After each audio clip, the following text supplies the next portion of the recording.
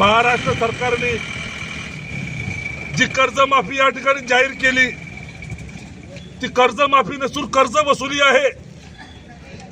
आवळा द्यायचा कोवळा काढायचा ही जुनी पंतांची नीती फडणवीसांनी या ठिकाणी दाखवलेली आहे। इकडे त्यांच्या मित्रांना हजारो लाखो कोटीचे कर्ज माफ करायचे, ते अडाणी असो अंबानी असो। 15 लाख कोटीचा त्यांचा मेहता गुजरातचा या देशाला चुना लावतो, त्याला हात लावत नाहीत। परंतु काबाड कष्ट करणाऱ्या शेतकऱ्याला त्याच्या घामाचे पैसे देऊ शकत नाहीत, त्याच्यावर कर्जाचा डोंगर होतो। मुलाबाळांचे लग्न असतील, आई वडिलांचं औषधोपचार असेल, या सर्वाला पैसा कमी पडतो। त्यातून अनेक प्रकारे मोठ्या आत्महत्या आपल्याला दिसून आलेल्या आहेत। या आत्महत्येवर शेतकरी कर्जमाफीच्या माध्यमातून थोडा दिलासा देण्याचा प्रयत्न या सरकारकडून अपेक्षित होता नव्हे। त्यांनी तसं आश्वासन त्यांच्या जाहीरनाम्यात केलं होतं।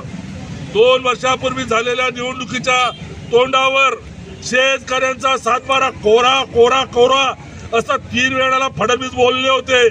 विसरले काय पडळकर तुमचे फडणवीस? आणि माझा तर चॅलेंज आहे, तुम्ही तुम्ही म्हणता ना रोहित पवारांची कर्जमाफी स्टंट आहे। अरे तुम्ही 1000 लोकांसमोर या आणि या कर्जमाफीचं समर्थन करून दाखवा। नाही लोकांनी तुम्हाला पायाखाली तोडवलं तर नावाचा मी प्रसेनजित पाटील नाही। तुम्हाला तुमची जागा दाखवायला मी रस्त्यावर येऊन या लोकांसमोर म्हणून दाखवा, दिलेली कर्जमाफी ही चांगली आहे। लोक तुम्हाला घरी परत वापस देखील जाऊ देणार नाहीत। तुमचे कपडे नाही फाडले तर याद राखा। तरी या सरकारने रोहित दादा या शेतकऱ्यांच्यासाठी अन्नत्याग करायला बसलेले आहेत।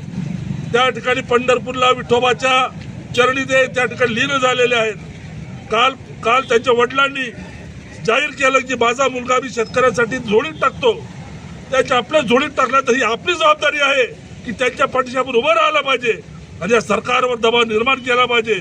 आणि ही सरकारने जर कर्जमाफी दिली नाही तर होणारं आंदोलन अतिशय भयानक राहणार आहे, भीषण राहणार आहे। त्या सर्व गोष्टीला सरकार जबाबदार राहील, फडणवीस सरकार जबाबदार राहील, मोदी सरकार जबाबदार राहील, याची सर्वांनी नोंद घ्यावी। सरकार आमचे